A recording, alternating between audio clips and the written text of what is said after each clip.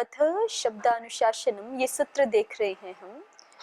प्रथमा वृत्ति इस पर हमने देखी और काशिका वृत्ति अब देखेंगे। तो काशिका में अथ शब्दानुशासनम से भी पहले आचार्य ने कुछ श्लोक दिए हैं काशिका वृत्ति को बताने के लिए। वो हमने मूल श्लोक कल देख लिए। अब इसको हम व्याख्याकारों की दृष्टि से देखेंगे, न्यासकार और पदमंजरीकार की दृष्टि से। तो उसमें पहले न्यास पढ़ेंगे, क्योंकि न्यास जो है अपेक्षाकृत सरल व्याख्या है और पदमंजरीकार तो महाभाष्यकार से भी जो है वो ज्यादा क्लिष्ट प्रतिपादन करते हैं। तो पहले न्यास समझ लीजिए, फिर हम पदमंजरी देखेंगे थोड़ा थोड़ा। तो न्यासकार भी अपना मंगलाचरण कर रहे हैं। पहले जयंती ते सदा संतः सर्वथा यैरुपार्जितम गुणानां सुमहद वृंदम दोषाणां च विमार्जनम। जयंती ते सदा संतः, ते संतः सदा जयंती, वे संत लोग, वे सत्पुरुष सदा जयंती, सदैव विजय प्राप्त करते हैं। कौन? तो कहते हैं सर्वथा यैर उपार्जितम, सर्वथा सब प्रकार से। थाल प्रत्यय किस अर्थ में होता है? प्रकार वचने थाल, सब प्रकार से। सर्वथा अर्थात सर्व प्रकारैः यैः उपार्जितम, यैः सद्भिः उपार्जितम, यैः सद्भिः सर्वथा उपार्जितम, जिन सत्पुरुषों के द्वारा सब प्रकार से, हर प्रकार से उपार्जन किया गया है। किसका उपार्जन किया गया है उसको अग्रिम पंक्ति में कहते हैं गुणानाम सुमहद वृंदम, गुणों के सुमहद वृंद को, समूह को, गुणों के बड़े भारी, बड़े महान, बहुत बड़े वृंद को, वर्ग को, समूह को जिन्होंने उपार्जित किया है। और दोषाणाम च विमार्जनम, यही उपार्जितम, और दोषों के विमार्जन को जिन्होंने सिद्ध कर लिया है। अर्थात यही सत्पुरुषैः गुणाः समुपार्जिताः दोषाणां च विमार्जनं कृतं, ते सन्तः पुरुषाः सदैव जयन्ति। आसान श्लोक है, ठीक है। यैः, यैः कैः? यैः सत्पुरुषैः, यैः सद्भिः गुणानां सुमहद वृंदम उपार्जितम, गुणों के एक बड़े भारी समूह को उपार्जित किया गया है। दोषाणाम च विमार्जनम कृतम, और जिनके द्वारा दोषों का विमार्जन किया गया है। ते संतः सदा जयंती, वे सत्पुरुष सदैव विजयी होते हैं। ठीक है। जीवन में जीवने अस्माकं विजयस्य अयमेव मंत्रः वर्तते, यद् अस्माभिः सततं दोषाणां निवृत्तिः करणीया, अपि च गुणानां साधना कर्तव्या, गुणानाम् उपार्जनं कर्तव्यम्, अर्जनं कर्तव्यम्। ज्ञातम्? अग्रे द्वितीयः श्लोकः वर्तते सर्वतः सारमादाय कृता एषा काशिका, यथा वृत्तिस्तस्या यथा शक्ति क्रियते पंचिका तथा। सर्वतः सारमादाय कृता एषा काशिका यथा। ये श्लोक कौन बोल रहे हैं? कः वदति? न्यासकारः। किं तस्य नाम? जिनेन्द्र बुद्धि। मूल काशिका वर्तते जयादित्य वामन महोदयस्य। सम्यक्। न्यासकारः तु कः? जिनेन्द्र बुद्धिः। सम्यक्। तर्हि जिनेन्द्र बुद्धिना अयं श्लोकः उच्यते। यथा एषा काशिका कृता अस्ति, जैसे ये काशिका वृत्ति की गई है। कैसे की गई है? तो कहा सर्वतः सारमादाय। पहले श्लोक में कहा था ना कि वृत्तौ भाष्ये तथा धातूनां पारायणादिषु विप्रकीर्णस्य तंत्रस्य क्रियते सार संग्रहः। ये काशिकाकार ने कहा था। कौन है काशिकाकार? तो जयादित्य जी ने कहा था कि हम जो है वृत्ति में, भाष्य में, धातु पारायण ग्रंथों में, नाम पारायण ग्रंथों में और अन्य भी व्याकरण से संबद्ध जो ग्रंथ हैं, उन सब ग्रंथों में इतस्ततः विप्रकीर्ण, इतस्ततः विस्तृत, इतस्ततः फैले हुए सारे सिद्धांत तत्व को इस काशिका में संग्रहित कर रहे हैं, है ना। सिद्धांत तत्व के सार को संग्रहित कर रहे हैं, ऐसा कहा था। तो ये भी न्यासकार जो जिनेंद्र बुद्धि जी हैं, वो भी यही कह रहे हैं कि जैसे ये काशिका बनाई गई है ना सार का संग्रह करके, तस्या यथाशक्ति पंचिका तथा क्रियते, उसकी पंचिका भी वैसे ही की जा रही है सार तत्वों को संग्रहित करके। ठीक है, फिर से देखिए, सर्वतः सारमादाय कृता एषा काशिका यथा, यथा एषा काशिका वृत्ति ही, ठीक है, यथा एषा काशिका वृत्ति ही सर्वतः सारमादाय कृता, जैसे ये काशिका वृत्ति सब ओर से, सब ग्रंथों से सार ग्रहण करके बनाई गई है। तथा यथाशक्ति पंचिका क्रियते, उसी प्रकार से पंचिका भी यथाशक्ति मेरे द्वारा उसी प्रकार से की जा रही है। ठीक है, हुआ।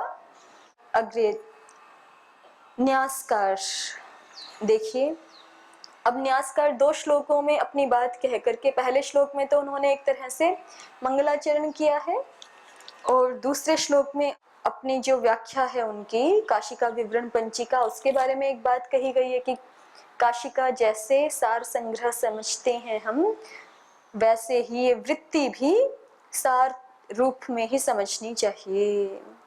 अब न्यासकार ने काशिकाकार के प्रथम श्लोक की व्याख्या करनी प्रारंभ कर दी है।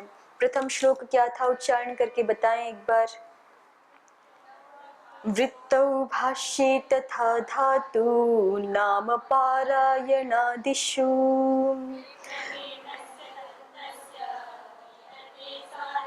आवाज नहीं आई मुझे सबकी, दोबारा बोलिए।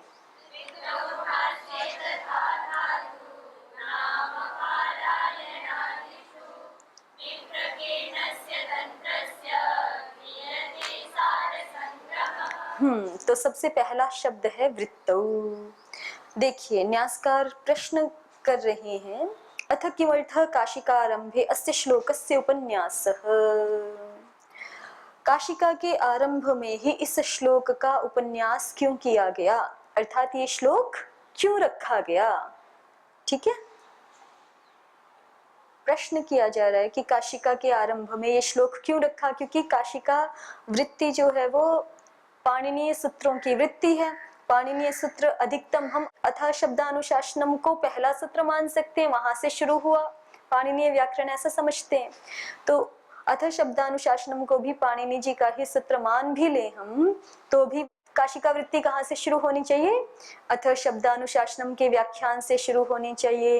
लेकिन काशिकाकार ने तो क्या किया, उस अथ शब्दानुशासनम के व्याख्यान से पहले भी 3 श्लोक पढ़ दिए। ठीक है, तो उसके बारे में प्रश्न किया जा रहा है न्यासकार के द्वारा। अथ किमर्थः काशिकारंभे अस्य श्लोकस्य उपन्यासः। न्यासकार कहते हैं कि कोई जिज्ञासु ये प्रश्न कर सकता है कि यहाँ पर काशिकाकार ने काशिका वृत्ति के प्रारंभ में ये श्लोक क्यों पढ़ा है, वृत्तौ भाष्ये। ठीक है, तो उसका उत्तर देते हैं, तस्याम अगौरव परिहारार्थः गौरव प्रतिपादनार्थश्च। तस्याम, कस्याम, काशिकायाम, उस काशिका में, अगौरव परिहारार्थः, अगौरव के परिहार के लिए। अगौरव क्या होता है, गौरव नहीं है, श्रेष्ठता नहीं है, अश्रेष्ठता के परिहार के लिए, अश्रेष्ठता को हटाने के लिए। कोई समझे कि ये वृत्ति तो ऐसे ही है जैसे सब वृत्तियां हैं, इसमें कोई महत्व की बात नहीं है, तो अमहत्व का भाव मन में ना आ जाए, उस अमहत्व के भाव को परिहारार्थ माने हटाने के लिए, और गौरव प्रतिपादनार्थश्च, और काशिका वृत्ति के गौरव के प्रतिपादन के लिए, काशिका वृत्ति के महत्व के प्रतिपादन के लिए वृत्तौ भाष्ये ये श्लोक आचार्य ने काशिका वृत्ति के प्रारंभ में पढ़ा है। पंक्ति स्पष्ट है, आगे देखिए। अत्र ही असति प्राग अन्यासु वृत्तिषु रचितासु पश्चाद इयं रचिते इति पुनरुक्तता दोषं संभावयताम तस्याम अगौरवम स्यात् न तु गौरवम अत्र ही असति। कहते हैं कि यहाँ ना होने पर, किसके ना होने पर, किसकी बात चली थी? वृत्तौ भाष्ये इस श्लोक की बात चली थी ना। तो यहाँ ना होने पर जब कह रहे हैं तो किसके ना होने पर? इस श्लोक के ना होने पर। अत्र एतस्मिन् श्लोके ही असति। अगर काशिकाकार काशिका वृत्ति के प्रारंभ में ये श्लोक ना रखते, कौन सा? वृत्तौ भाष्ये ये श्लोक ना रखते तो क्या होता?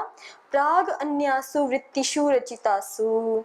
कहते हैं कि ये संभावना हो सकती थी कि कोई व्यक्ति ऐसा सोच लेता, कैसा?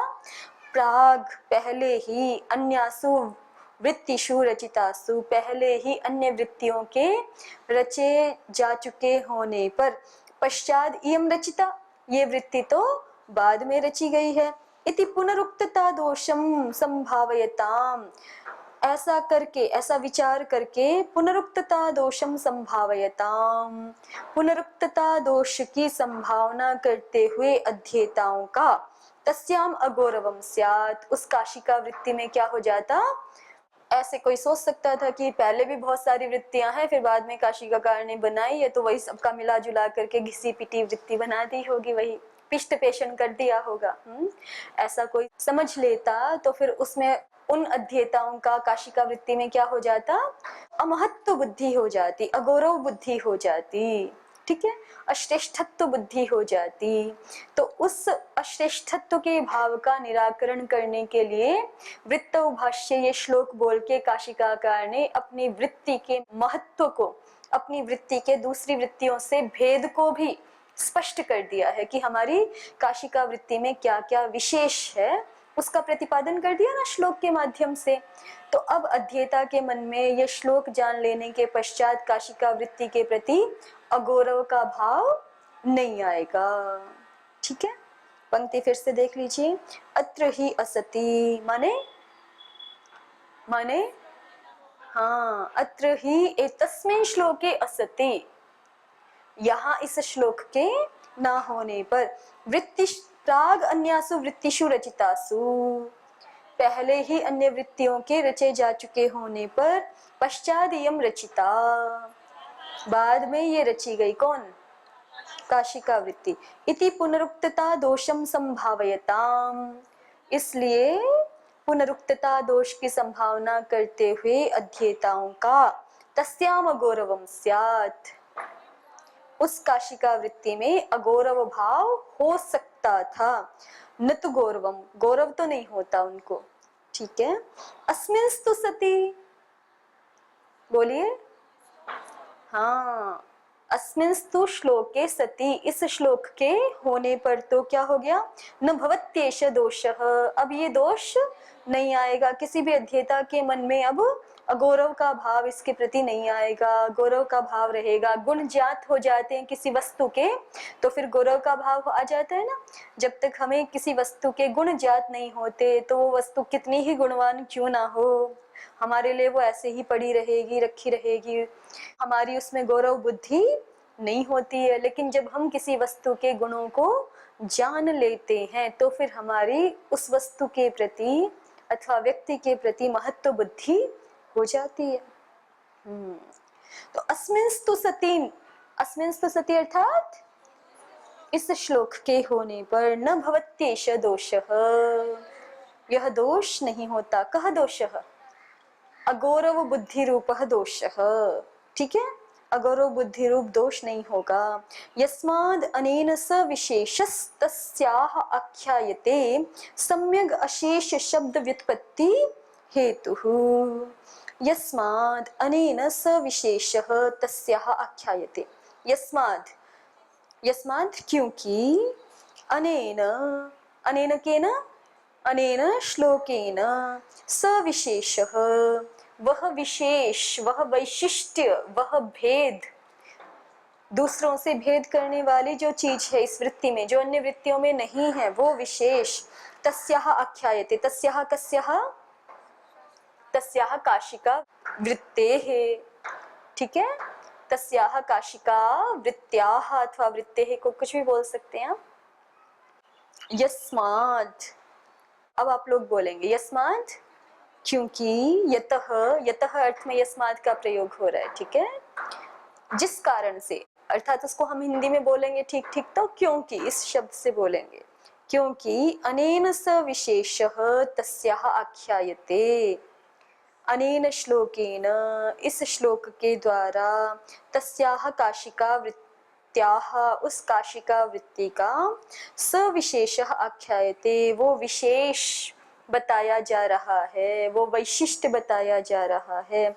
सम्यग अशेष शब्द व्युत्पत्ति हेतु, वो विशेष क्या है तो कहते हैं सम्यग अच्छी प्रकार से अशेष शब्द व्युत्पत्ति हेतु, अशेष अर्थात जिसमें कुछ विशेष ना बचे अर्थात संपूर्ण, ठीक है, अशेष माने संपूर्ण, शब्द व्युत्पत्ति हेतु शब्दों की व्युत्पत्ति का हेतु इस काशिका वृत्ति में बताया जा रहा है। यस्मिन् सति पुनरुक्तता दोष संभावना अगौरव हेतुर न भवति, यस्मिन् सति जिसके होने पर, जिस विशेष के होने पर, यस्मिन् सति अर्थात जिस विशेष के होने पर पुनरुक्तता दोष संभावना, पुनरुक्तता के दोष की संभावना अगौरव का कारण नहीं बनती। केवल पुनरुक्तता नहीं है ना, ठीक है, सूत्रार्थ आदि कुछ समान होंगे, वो तो एक जैसे ही रहेंगे, सूत्रार्थ तो बदल नहीं सकता ना, क्योंकि सभी वृत्तिकारों को आचार्य के तात्पर्य तक पहुंचना होता है। आचार्य ने जिस वाक्य से, जिस अभिप्राय से, जिस तात्पर्य से सूत्र बोला उसी को वृत्तिकार, उसी को वृत्ति करने वाले लोग प्रतिपादित करें तभी ठीक बात है ना। ऐसा करेंगे तो गड़बड़ हो जाएगी कि वो आचार्य ने तो किसी अभिप्राय से सूत्र बोला और हम किसी अभिप्राय को ग्रहण कर लें। जैसे मैं तो आपको कोई बात कहूँ किसी अभिप्राय से और आप उसको लेकर के जो है वो कोई दूसरा ही अर्थ निकाल लें अपने मन में, तो फिर गड़बड़ हो जाती है ना। तो ऐसे ही कुछ यहाँ पे कुछ प्रतिपादन तो समान रहेंगे अन्य वृत्तियों के साथ, काशिका वृत्ति के भी, लेकिन इसमें बहुत सारा विशेष भी है, बहुत सारा भेद भी है, बहुत सारा ऐसा प्रतिपादन भी है जो अन्य वृत्तियों में नहीं है।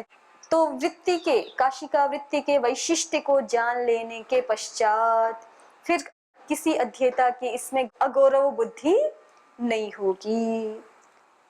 जातम देखिए, यस्माद् अनेन स विशेषस्तस्याः आख्यायते सम्यग् अशेष शब्द व्युत्पत्ति हेतुः, सम्यक रूप से अशेष शब्दों की व्युत्पत्ति का जो हेतु है, कारण है, वह विशेष यहाँ पर इस काशिका वृत्ति का कहा जा रहा है इस श्लोक के द्वारा। यस्मिन् सति पुनरुक्तता दोष संभावना अगौरव हेतु न भवति, जिसके होने पर पुनरुक्तता दोष की संभावना अगौरव का कारण नहीं बनती। गौरवम च उत्पद्यते, और गौरव उत्पन्न हो जाता है, गौरव का भाव आ जाता है। स पुनर्विशेषो, अब वह विशेष क्या है ऐसा कहो, ऐसा पूछो तो कहते हैं वृत्त्यादिषु विप्रकीर्णस्य तंत्रस्य यह सार संग्रह तद्युक्तता। काशिका वृत्ति का विशेष क्या है? अन्य वृत्तिकारों ने जो वृत्तियां रची हैं, ठीक है, अन्य वृत्तिकारों ने जो सूत्रार्थ की व्याख्या की है पाणिनीय सूत्रों की, उन ग्रंथों से इस काशिका वृत्ति का क्या विशेष है, क्या भेद है। विशेष माने भेद, ठीक है, क्या अलग है इसमें, तो उस विशेष को बताया न्यासकार ने कि इसका विशेष यही है वृत्त्यादिषु विप्रकीर्णस्य तंत्रस्य।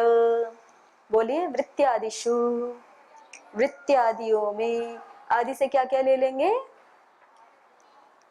वृत्ति तो पढ़ी दिया यहाँ पर, आदि से क्या क्या लेंगे, भाष्य, धातु पारायण, नाम पारायण और अन्य भी संबद्ध ग्रंथ, ठीक है, सब ले लिए जाएंगे आदि शब्द से। वृत्त्यादिषु विप्रकीर्णस्य तंत्रस्य, विप्रकीर्णस्य तंत्रस्य माने विस्तृत, तंत्रस्य अर्थात सिद्धांतस्य, विप्रकीर्णस्य तंत्रस्य फैले हुए सिद्धांत का यह सार संग्रह, जो सार संग्रह है, तद्युक्तता, उससे इस काशिका वृत्ति का युक्त होना, ठीक है, उससे इस काशिका वृत्ति का युक्त होना, बहुत शास्त्रों में, बहुत ग्रंथों में फैला हुआ जो व्याकरण का सिद्धांत तत्व है, उसके सार संग्रह से काशिका वृत्ति का युक्त होना, यही काशिका वृत्ति का अन्य वृत्तियों से वैशिष्ट्य है, विशेष है, भेद है। न चासौ प्राच्यासु वृत्तिषु संभवति इति कुतः पुनरुक्तता दोष संभावना। कहते हैं न चासौ, और यह और वह कौन, वह भेद, माने कि वह जो सार संग्रह है उससे युक्त होना, ये जो विशेष था, असौ से किसको पकड़ा गया है, विशेषः को, और जो वह विशेष है वह विशेष प्राच्याशु वृत्तिषु न संभवती, वो प्राच्य वृत्तियों में संभव नहीं है, माने वहां पे नहीं है, विद्यमान नहीं है ये विशेष बातें। इति कुतः पुनरुक्तता दोष संभावना, तो फिर पुनरुक्तता दोष कहाँ आया, जब नया प्रतिपादन भी काशिका में हुआ है, सार संग्रह ही यहाँ पे किया गया है जो कि अन्य ग्रंथों में नहीं है, तो पुनरुक्तता दोष कहाँ हुआ। तस्याम च असत्याम ना गौरवम भवति, तस्याम कस्याम असत्याम, पुनरुक्ततायाम असत्याम, ठीक है, उस पुनरुक्तता के ना होने पर, या फिर ऐसा भी ले सकते हो, ये पिछला शब्द पूरा, पुनरुक्तता दोष संभावनायाम असत्याम, पुनरुक्तता दोष की संभावना के ना होने पर, न अगौरवम भवति, फिर अगौरव का भाव भी नहीं होगा ना, पुनरुक्तता दोष की संभावना होती तो अगौरव होता, पुनरुक्तता दोष की संभावना ही नहीं है तो अगौरव भी नहीं होगा। किंतर्हि, तो फिर क्या होगा, कहा पूर्वोक्ताद विशेषाद गौरवम एव, पूर्वोक्त गौरव है चूंकि काशिका वृत्ति में, गौरव बता चुके हैं ना, गौरव क्या, जो विशेष बताया था वही गौरव है, ठीक है, अर्थात काशिका वृत्ति का व्याकरण के अन्य सब ग्रंथों के सार संग्रह से युक्त होना, यही गौरव है। तो तस्याम च पूर्वोक्ताद विशेषाद गौरवमेव, पूर्वोक्त जो विशेष है उसके कारण से यहाँ गौरव ही होगा। तत्र च वृत्ति ही, अब कहते हैं कि ये जो अभी तक की सारी बात की है ना न्यासकार ने, ये एक तरह से भूमिका बनाई। वृत्तौ भाष्य, इस श्लोक की व्याख्या करने चले थे तो किसी जिज्ञासु के मन में क्या प्रश्न हो सकता है, उसका क्या समाधान हम बता सकते हैं, वो उसको एक्सप्लेन किया आचार्य ने, जिनेंद्र बुद्धि जी ने। उन्होंने एक जिज्ञासा करता और एक उत्तर देने वाले व्यक्ति के माध्यम से ये चर्चा हमारे सामने प्रस्तुत की कि वृत्तौ भाष्य श्लोक को देखते ही किसी जिज्ञासु के मन में ये प्रश्न आ सकता है कि ये श्लोक क्यों रखे गए हैं यहाँ पर, ठीक है, तो उसका उत्तर दे दिया क्या, अगौरव परिहारार्थः, काशिका वृत्ति में किसी की अगौरव बुद्धि ना हो इस प्रयोजन के लिए, और गौरव प्रतिपादनार्थ, और काशिका के महत्व को प्रतिपादन करने के लिए श्लोक पढ़ा गया है।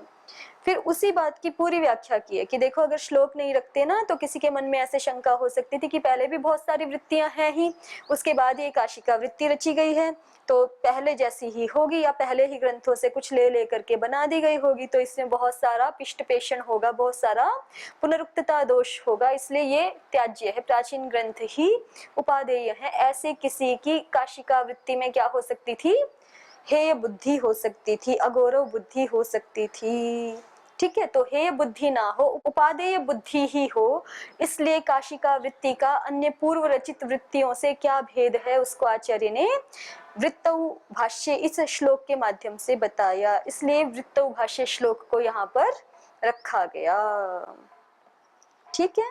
और जब श्लोक को रख दिया तो माने विशेष को बता दिया, जब विशेष को बता दिया तो पुनरुक्तता दोष की संभावना समाप्त हो गई, पुनरुक्तता दोष की संभावना समाप्त हो गई तो अगौरव बुद्धि जो उत्पन्न हो सकती थी वो भी अब नहीं होगी, गौरव बुद्धि ही रहेगी, और गौरव बुद्धि रहेगी तो अध्येता ग्रंथ के अध्ययन में प्रवृत्त होगा, तो अध्येता की ग्रंथ के अध्ययन में प्रवृत्ति कराने के लिए आचार्य ने वृत्तौ भाष्य आदि श्लोकों का प्रतिपादन किया है।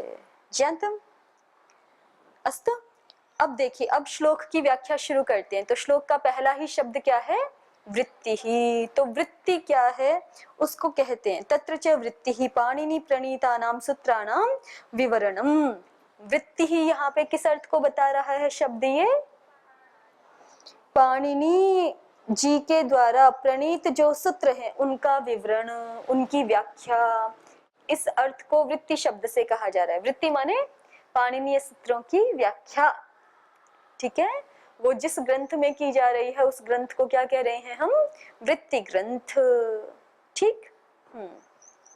वृत्ति ही पाणिनि प्रणीतानाम सूत्राणाम विवरणम। अब कहते हैं कि पहले कौन कौन से थे? काशिका से पहले भी थे अन्य वृत्तियां, ऐसा बताया ना यहाँ पे। काशिका से पहले भी अन्य वृत्ति ग्रंथ थे, अन्य वृत्तियां थी ये कही, तो उनमें से 2-4 के नाम बता रहे हैं। चुल्ली, भट्टी, नल्लूर आदि विरचितम, ठीक है। और कहीं कहीं पाठ भेद भी मिल रहा है, चुल्ली की जगह चुन्नी ऐसा भी मिलता है। तो इन आचार्यों के द्वारा विरचित विवरण, विरचित वृत्तियां पहले भी उपलब्ध हैं, चुल्ली, भट्टी और नल्लूर। फिर दूसरा शब्द था श्लोक में, वृत्ति का अर्थ स्पष्ट हो गया। वृत्ति माने क्या होता है? इसलिए काशिका को क्या कहते हैं? वृत्ति। काशिका को क्या कहते हैं? वृत्ति, क्योंकि वो वृत्ति ग्रंथ है, सूत्रार्थ का प्रतिपादन करता है, उसका विवरण प्रस्तुत करता है हमारे सामने, इसलिए काशिका को वृत्ति कहते हैं। और प्रथमा को भी वृत्ति ऐसा कहा। प्रथमा माने वहां पे ऐसा समझ ले प्रारंभिक, अति सामान्य है, बिल्कुल प्रारंभिक अध्येताओं के लिए प्रथम वृत्ति की गई है। इसी प्रथमा वृत्ति के कारण से ही हम काशिका वृत्ति को द्वितीय वृत्ति कह देते हैं, बाकी केवल सापेक्ष दृष्टि से, नहीं तो ग्रंथ का नाम तो काशिका वृत्ति ही है, ठीक है।